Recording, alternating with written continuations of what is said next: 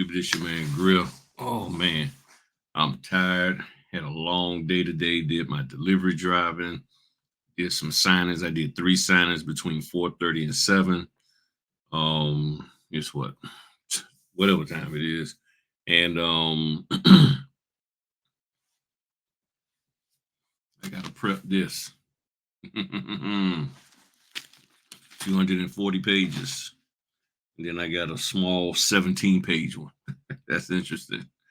Yeah, so I'm so tired right now. I'm not even going to try to prep anything because one of the things I've learned is that, for at least for me, do not prep when you're tired. So I will after this after this lesson tonight, I'm going to bed. I get up at about 6, get my head right. So probably by 6:30, I'll just go ahead on and get this prep, and I'll be in a much clearer mind, and I'll be able to just knock it out. And then I'll be ready to go in because this closing is at 9 in the morning. So I got to get it done. Can I go in there without a prep? Yes, but I don't want to, and I'm not going to. So yeah, so that's how that's going to flow. So tonight, so we're going to talk about, well, first of all, let me do it the right way, or the supposed right way. Where is it? Okay, so tonight we're doing part 4 of getting started as a mobile notary. We're going to be talking about pricing, notary pricing, and some of the tools that I use. And these can vary. So do not think of this as an all-inclusive list. Do not think of this as, oh, okay, I have to do it this way. You do not. You find your way and make it pop. Okay, that's what you got to do. So, as a quick recap, we talked about understanding what a notary is, basically in accordance with your state, get commissioned by your state, get basic notary gear. Then we talked about the types of documents you can, oops, almost knocked my water over, the types of documents you can service. Then we talked about defining your notary business model, how you plan on running your business, full-time, part-time, all of that. Then we went into who needs a notary and when. Then we talked about marketing to potential clients. Those, what was that? 1, 2, 3, 4, 5, 6, 7. Those 7 topics were the ones that people asked me questions about the most. Okay, there's other things, but these are the most. The one they asked me about the least is where to get commission at and what a notary is. But everything else is like, that's what notaries are coming through, or people who want to be notaries are asking me over and over and over and over again.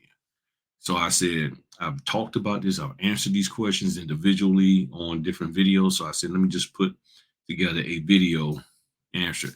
I broke it up into multiple videos because I figured doing one long video, people would just would pass out on it, So I broke it up into smaller sections. So again, tonight we're going to be talking about notary pricing and notary business tools.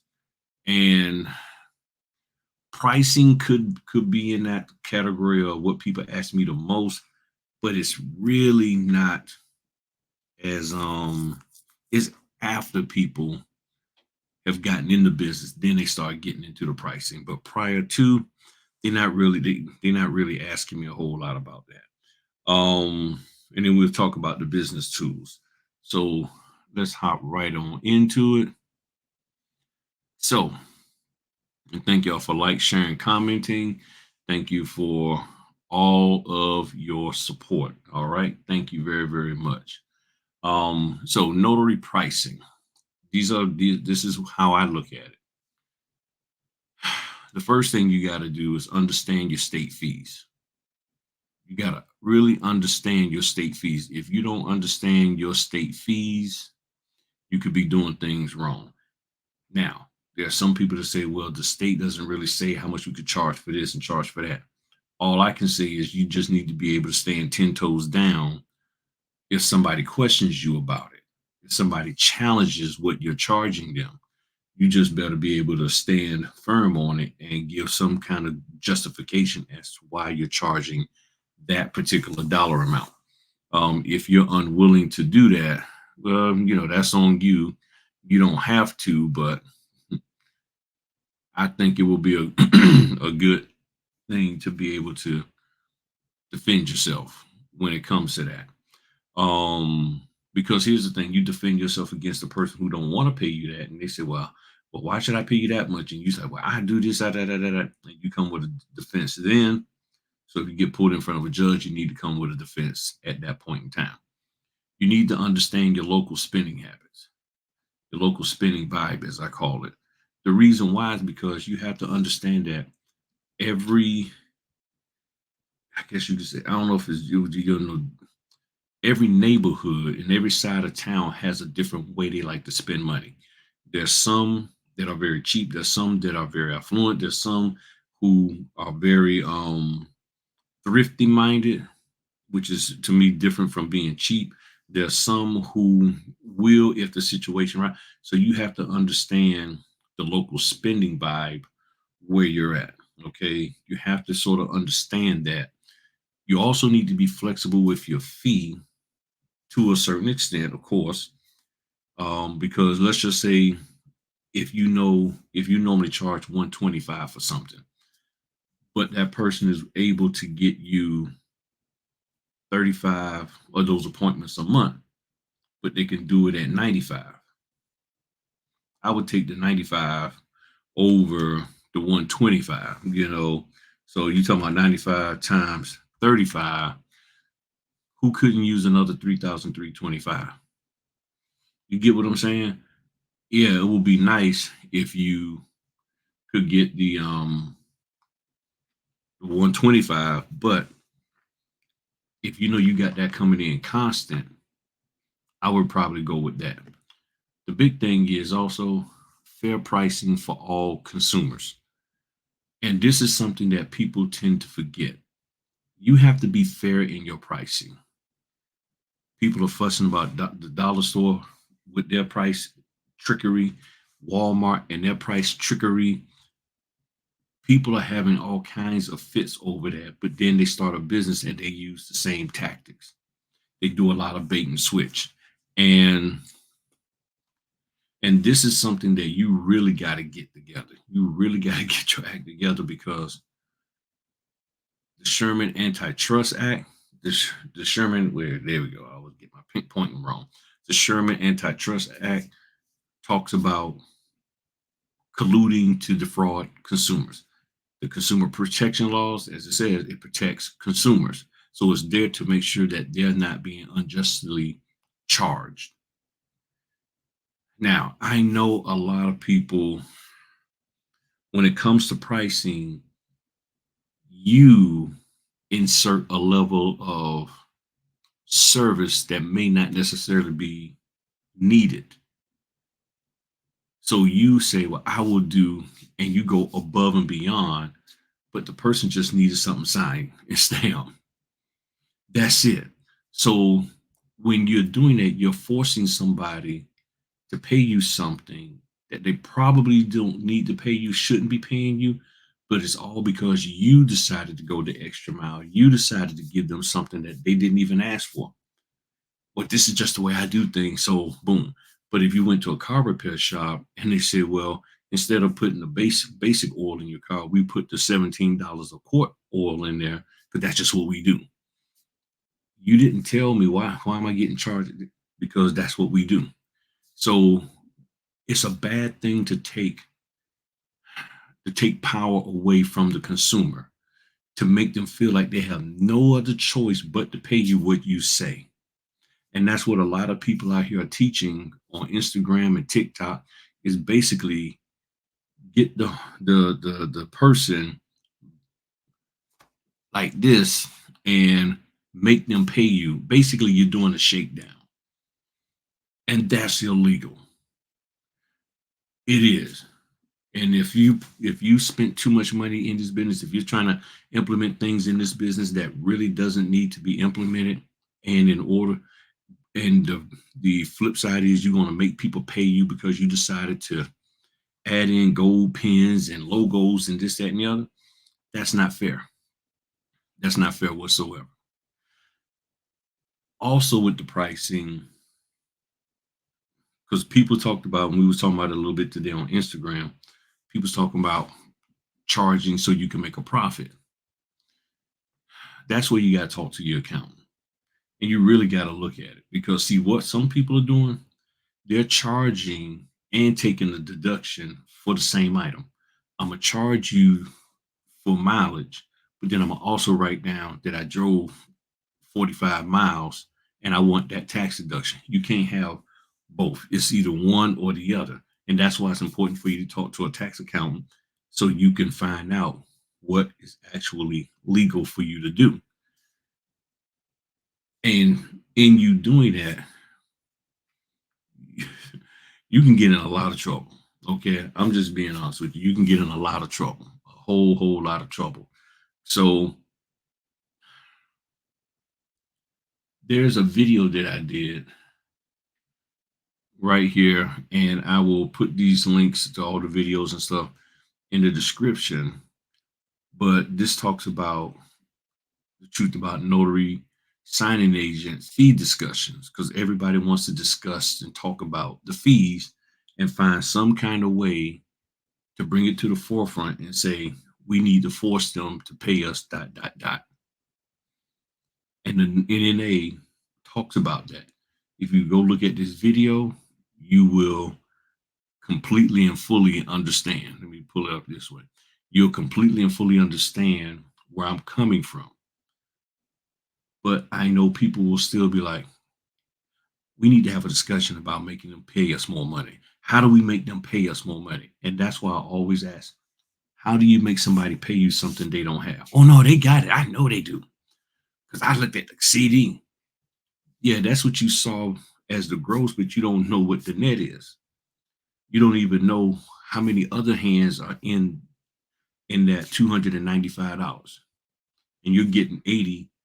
You don't know how many other fingers are in there plucking money off of that for whatever it is that they do. So this is a really good video for you to look at. um let's see, I think that's it on the pricing. Now, I had no plans and ideas of like, oh, here's how you price, because you need to figure that out. You can figure that out. Start with your state fees. And look, there are some times where you're going to undercharge and you'll be like, oh man, I should have charged more. You live and you learn. Nobody needs to know whether or not you overcharge or undercharge unless you come out on social media and tell people. If you keep it to yourself, who would ever know that the first five closings you did or the first five notary assignments you did of whatever sort, you undercharged? Nobody will ever know as long as you keep your mouth shut and you keep that between you and you. The moment you start putting it out there, there's going to always be somebody that's going to make you feel bad about the misstep. That's just the truth of the matter. So, pricing, and there's videos I got out there, which I can't remember which one, but where I talk about the pricing and stuff, where you go, yeah, just find those videos. And if I find them, I'll put them in the description later. All right. So, the next item is notary business tools. Okay.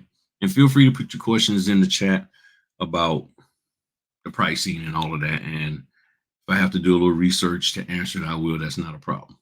All right. So y'all hold y'all bear with me. I'm getting a little tired, but I wanted to put this video out. Okay. I had to put this video out.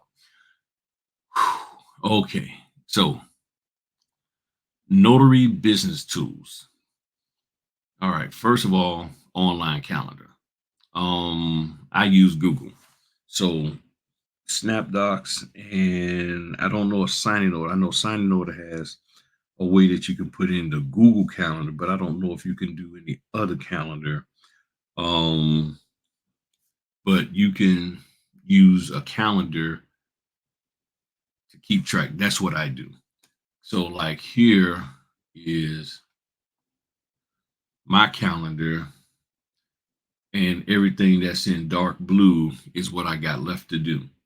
And this came out to about, I think, 13 closings this week.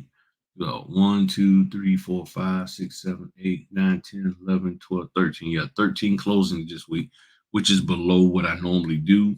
I try to, my normal number is like 18 to 22 that I'm trying to do. Okay. Didn't come out that way this week so far.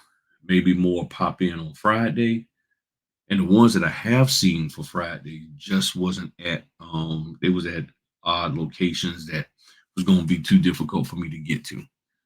So I use Google Calendar. Okay. Accounting system. I use Notary Assist. There's a video that I have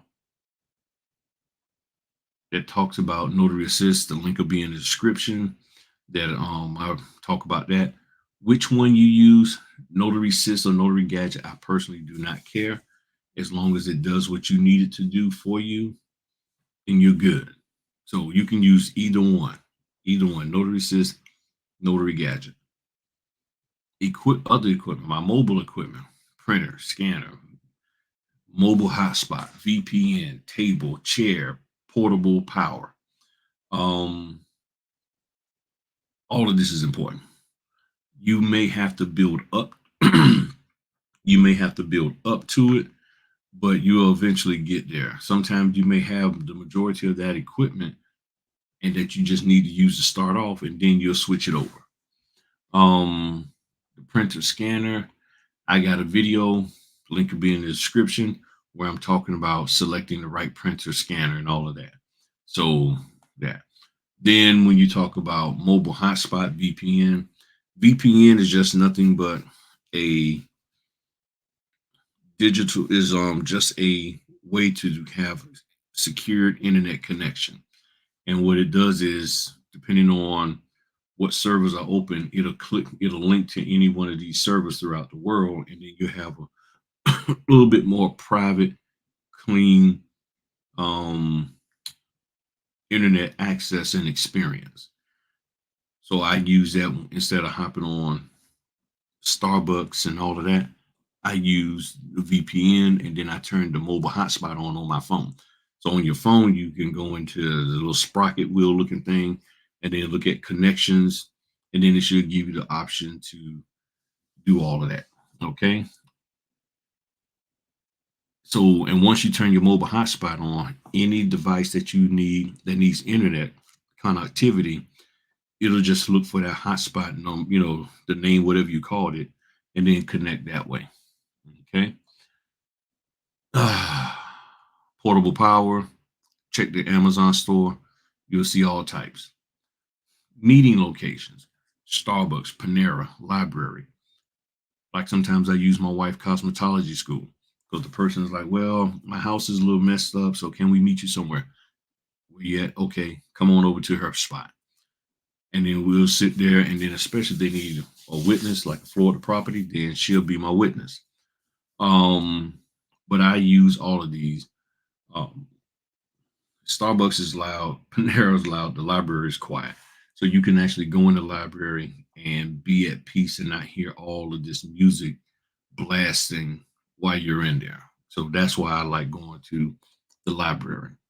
Um, Now, what this here, I don't really do this, but a lot of people do client intake forms where they're asking them, a series of questions. You either do it or you don't. I don't. I don't. I just don't. There's no rhyme or reason. I just don't. I ask questions, but I don't have this form that I'm filling out because in my mind, I probably is the main reason. That's just another piece of paper I got to keep, and I don't really want to do that. So I will ask them questions, and okay. And if you want, you can make note in your notary journal, especially if you have the integrity one. Um, So this is, I mean, this video wasn't going to be long, yo. It really, really wasn't. About 20 minutes here. Wasn't going to be long because I know what some people want, and some people have told me They want me to like break it down and show them how to set up a calendar and show them how to, you can honestly figure that stuff out on your own. Okay. You really, really, really can. Um, Trying to think what else. Because like I said, I wasn't trying not to go super, super deep because then that just confuses people. Um, so as a small recap, notary pricing, understand your state fees, your local vibe, be flexible with your fee, make sure you're being fair to all consumers. And then with the business, you got online calendar, you got your accounting system, you got your mobile equipment, you got your meeting locations, and you got client intake forms. All of those are things that can be used. You don't have to use every single one, but the more you use, the better. And it'll help you out with your business. And that's what I found. So, and it's always good to have a backup plan for his whatever. But I think that is it. Like I said, I wasn't going to try to go super, super deep, even if I wasn't tired. I wasn't, it was not my plan to go super, super deep with this. Okay. So, other than that, y'all have a good one. And unless anything comes up, that might be the end for the series because I covered everything that I needed to cover. And people told me what they also wanted to cover. So unless somebody comes up with something else, that may be it. But I'll keep y'all informed. All right, talk to y'all later. I'm going to bed. And again, please excuse my tiredness, but I wasn't gonna be at peace unless I did this video, and now I'm at peace. So y'all have a good one. Talk to you later. Peace.